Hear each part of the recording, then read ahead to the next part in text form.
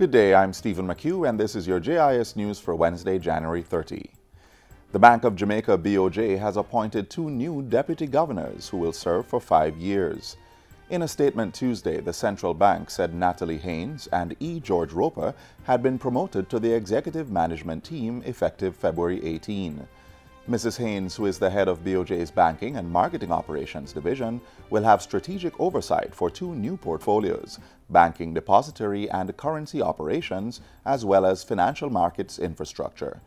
Mr. Roper, who leads the institution's National Risk Assessment Program, will have responsibility for strategic oversight of finance and administration, as well as the information technology and records management portfolios. Land has been cleared for construction to start a new barracks to house 250 members of the Jamaica Constabulary Force in Montego Hills, St. James. This complements work on a new Jamaica Defence Force barracks near Flanker, which will house the 700-strong 2nd Jamaica Regiment. They are part of government's assurance of continued security presence once the state of emergency imposed on the 2nd city expires tomorrow. Montego Bay Mayor Homer Davis reiterated government's promise following a recent meeting with senior security force officials. If you think you had seen police action, you wait until after the 31st of January and you will see police action. That means the police will be everywhere. And I must tell you, the checkpoints will continue to be enforced. Mayor Davis asserted that St. James residents were not prepared to reverse gains made by the state of emergency in 2018, which saw 239 less murders than in 2017. St. James is doing very well as a parish. Our economy in St. James is growing much faster than the national economy. We have more new businesses opening up in Montego Bay, more than anywhere else in Jamaica. And we must protect Montego Bay and St. James. The mayor was speaking at the recent opening of the Cambridge Garbage Holding Area. The area is managed by Western Parks and Markets Waste Management Limited. Mayor Davis used the opening to make an appeal to residents. I'm appealing to the citizens of Cambridge and its environs to use this facility and use it wisely. I am also appealing to the business community, the big, medium, and small businesses. You have a responsibility to keep your township clean. In the meantime, Western Parks and Markets WPM has committed to stepping up garbage collection in Cambridge and its environs. WPM's Regional Operations Manager Garnet Edmondson says garbage will be collected at a minimum of 3 times per week. He says a program is in place to collect waste from the 4 skips installed at the community's new central disposal site. After a month of emptying these skips, we'll analyze to see if we need to add additional skips to hold the capacity that is produced in Cambridge. Notwithstanding that, we'll still have our trucks traversing the community to take out the household waste. Still on the environment, the Ministry of Education has intensified its fight against mosquito-borne diseases, including dengue. Schools at a high risk for mosquito breeding have been referred to the Health Ministry's Vector Control Unit.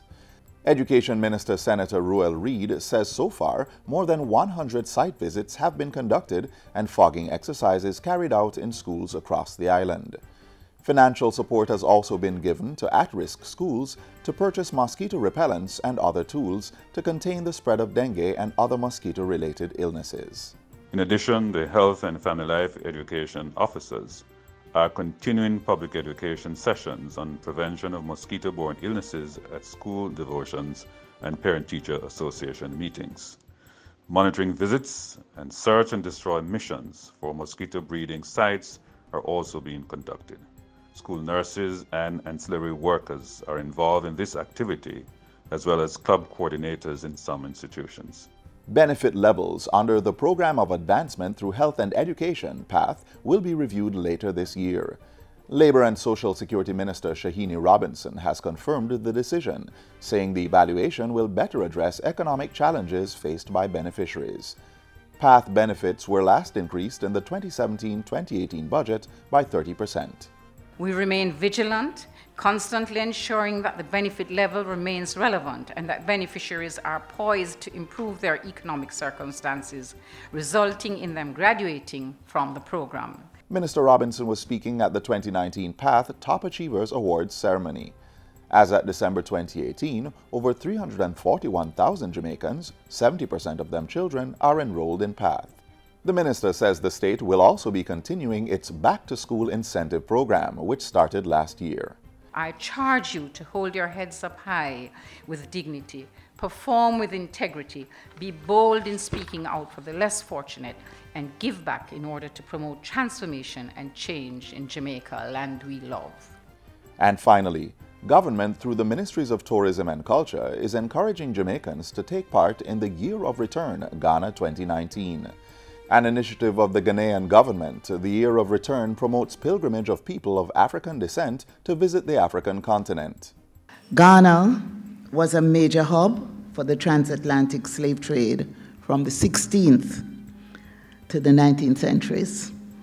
And we're happy that you have opened the door this year for people of African diaspora to return. It's very symbolic that we started here in Jamaica, the gateway to the Caribbean, and also to send a very strong signal to the global family that we have kings and queens here, and you did, and you have a family back home, starting with Ghana.